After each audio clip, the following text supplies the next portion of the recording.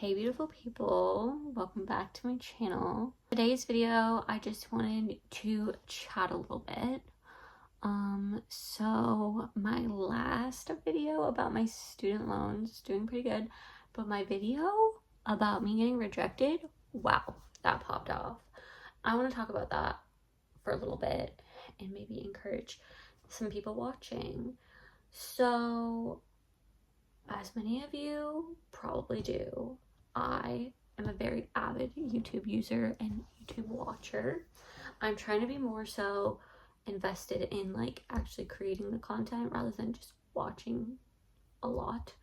And so I started a YouTube channel in high school to record videos of me just like doing stuff. I vlogged my homeschool. The most views I had gotten on a video was almost 200 views before this. And then I was supposed to go off to college. So instead of like restarting this YouTube channel, I had a different email. I like started a blog, and then through that blog, I had an email, and I used that email to create another channel. Don't worry, all these videos that I'm talking about are private. So like, you can try to go find them, but you will not find them because they're private. So you can't see anything that used to be on this channel, and you can't see anything that used to be on that other channel. So sorry, this lighting is atrocious. I thought that the lighting in here was terrible, so I opened my window, and clearly was not needed. So then I started that other channel when I changed my college plans. And I did so many unboxings. I tried my best. And I was gonna try in college, but college in general is tough. And balancing like a job and college in general is really tough. And so some people can do it, and like I admire people who are content creators who can do it full time on top of their schoolwork, but that just was not me. I feel like if it was an actual career by that time, I think that I could have done it. But when you're just doing it for fun and not getting paid to do it in college, it's just like, why would I do this when I could be getting paid? Because like obviously in college I'm taking out student loans, so it's like I want to be earning something. But yeah, anyway, back to my story. So then I wiped this channel clean, I wiped that channel clean, and I have a lot of debt, and I wanted to record that, like me paying off my debt. And so like towards the beginning of this year, I was like, because I graduated at the end of last year, I was like, maybe I'll get back into it, maybe I won't. And then I started seeing a lot of these videos titled YouTube is monetizing small creators in 30 days. YouTube knew that I needed to see that content, so it kept on feeding it to me. But obviously it's been 30 days and nothing has happened. But what I will say is, if you do start a channel and you are not using SEO, you will start getting people emailing you about SEO.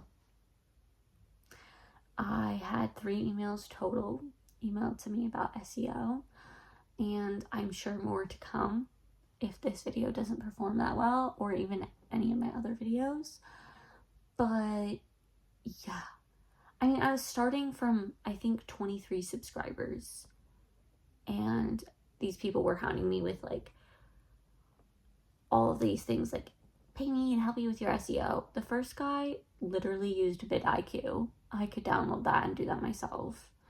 So yeah, I mean, I'm not going to explain like how to grow a YouTube channel, because I just think, in my opinion, what I'll say on that is how I'm growing it is on vulnerability.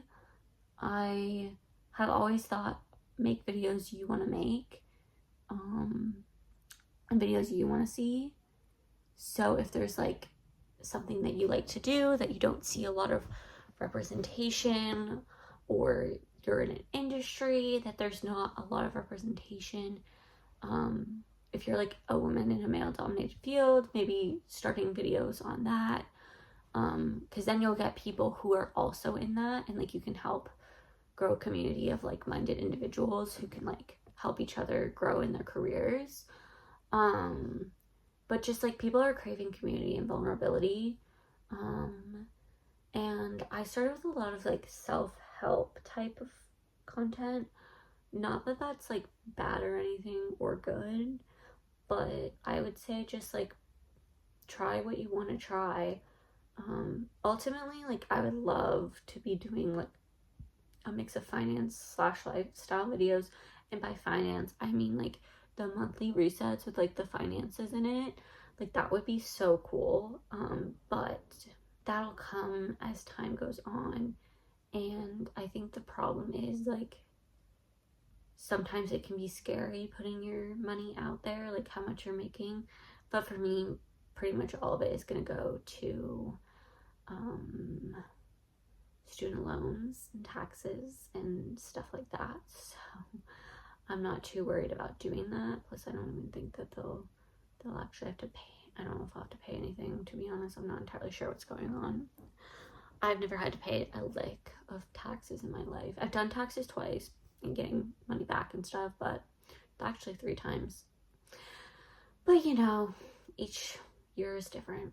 But anyway, I would just say if you are trying to start a channel and grow a channel, just focus on what you want to create. I've watched a lot of videos recently where there's a lot of channels that you can like look up that focus on content creators making content and like the trends and stuff, and I like to follow those channels. I don't particularly want to be one of those channels at this moment, but if that happens, so be it.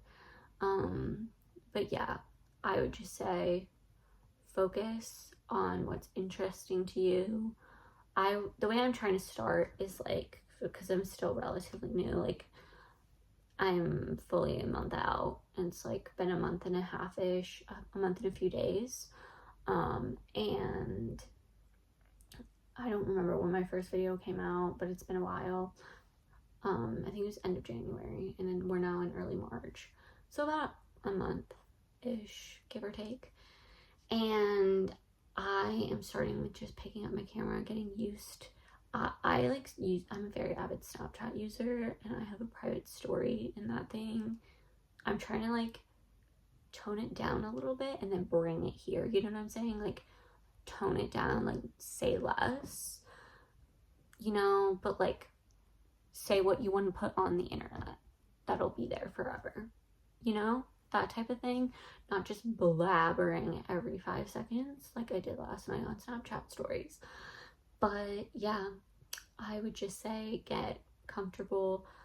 And also, if you do start a channel, don't just focus on one aspect. Like, don't just focus on long form. Don't just focus on shorts. Do a mix of both. My video that has 700 views literally I've accumulated 5 subscribers from that, and the reel that came out shortly before or after it, I think it was after it was like my ASMR morning routine, that also gave me 5 views. Not 5 views, 5 subscribers. So for the 2 of those videos gained me 10 subscribers in like a week. And so you never know what video is gonna get you subscribers. Some people just can't sit and watch a video for more than a minute, which is really sad for our generation to be in that predicament, and the generations after Gen Z. I'd say maybe some sort also millennials fall under that, but I'd have to interview a millennial, I'm not gonna lie, if that's accurate. But definitely Gen Z. We have very short attention spans, and unfortunately that's reality. And we each individually have to work on making our attention spans longer. But yeah, a lot of my videos, I would just say like focus on views first of all, and definitely subscribers, because if you like, yes, the end goal is for everyone to be monetized, but I feel like if you go in wanting to make money, you're just gonna get frustrated when your content doesn't perform as well, and you're just gonna keep like I have a friend who has an Instagram account, and she only keeps 3 photos up at a time, and she archives. And that would be your channel if you are just trying to make money. But you need to just focus on the present and focus on what you're doing now. Like, if you're in college, so many people want to see what's going on. So many people want to experience that through you. If someone's like in a post-grad season, like I am, like I'm trying to make content showing my life post-grad so like people can understand that it's going to be okay. Because there are some people, like me and my friend, we always have this conversation about how like there are people who hold on to their college experience and never ever ever ever want to graduate, which is really really sad. Like, I won't get into it, but I know someone. I don't know them personally. I know them because my friend was friends with them and was interested in them, and so we talk about that all the time. But it's just like, you can't live in that season forever. We need change, and we need to we'll constantly be changing, but I think people want to know what's in the next phase of life. So say like you're married in college, like I feel like that would be so interesting to show. I'm not married. That would be interesting. Like, I know some people who got married in college, and it would just be so interesting to just get a peek in their life. Or like my brother, he got married a year after post-grad. So like, that's interesting. And everyone's journey is different. And people, if you're in your early career, people who are in college want to see that so that they can get excited about their early career and get really encouraged to graduate and pursue their career. Homemaking, people like me are very interested in that, or like me and my bestie, we're very interested in that. We want to be stay-at-home moms. One of us is paying off loans though, aka me. I still haven't found a job to actually start that, but it's getting close, guys. We're hoping to have one very soon. Prayers. But yeah, like there's always someone who's a season ahead of you and who's a season behind you, or just people in general who are in different seasons. Maybe you have like family that lives not so close to you.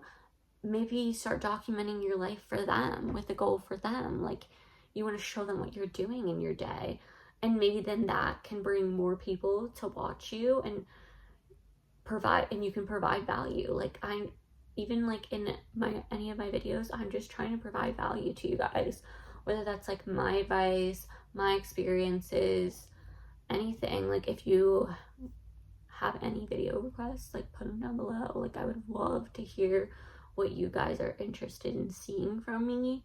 And I will, if I am willing, I will try to look at your comments and vet them and see what I would also like to make.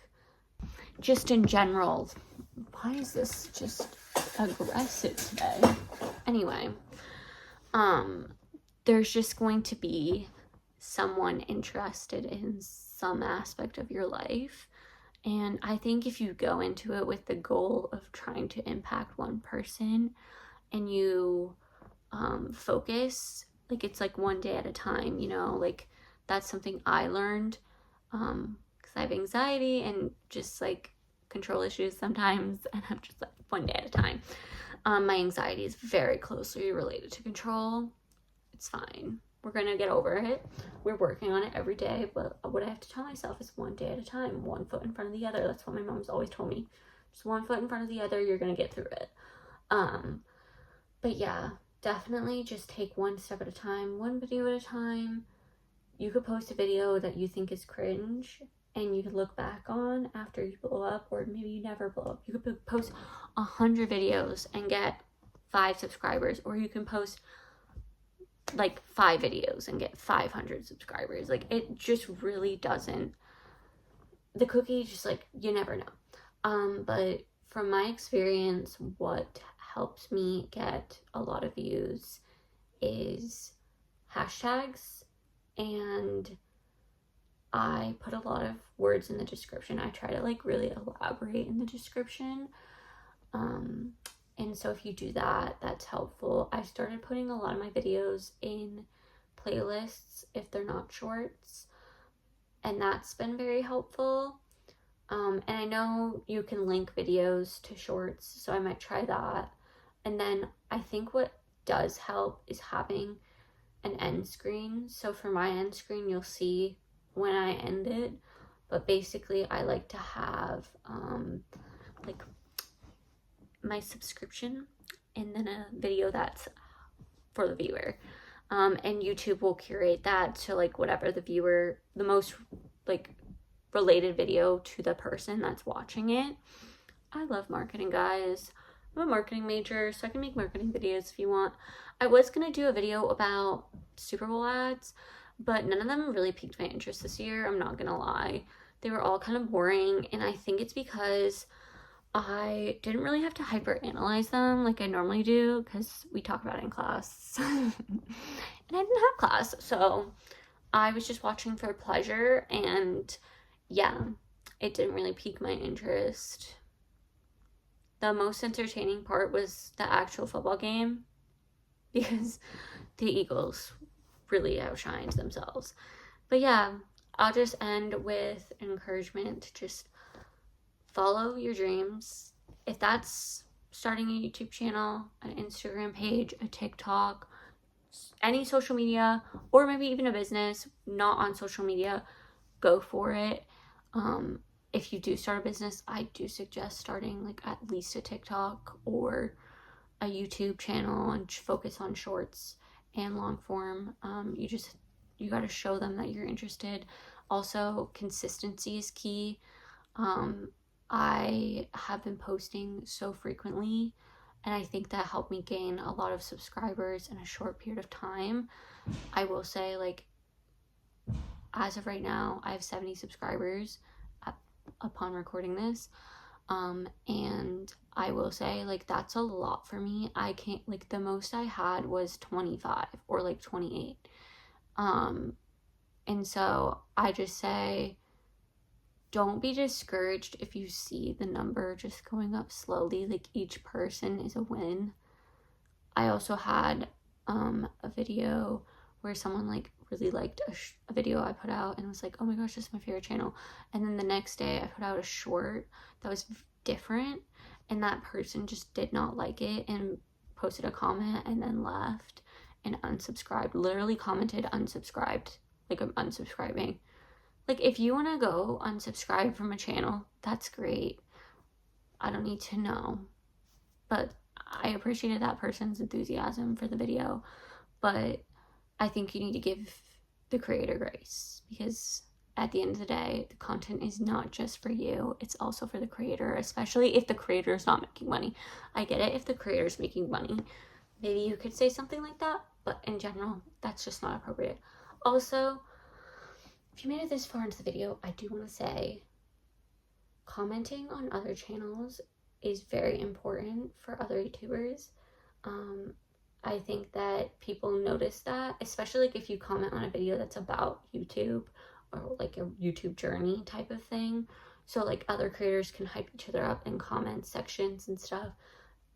They tend to go look at them and potentially even subscribe. So like, you really got to be careful with what you comment. Always be encouraging.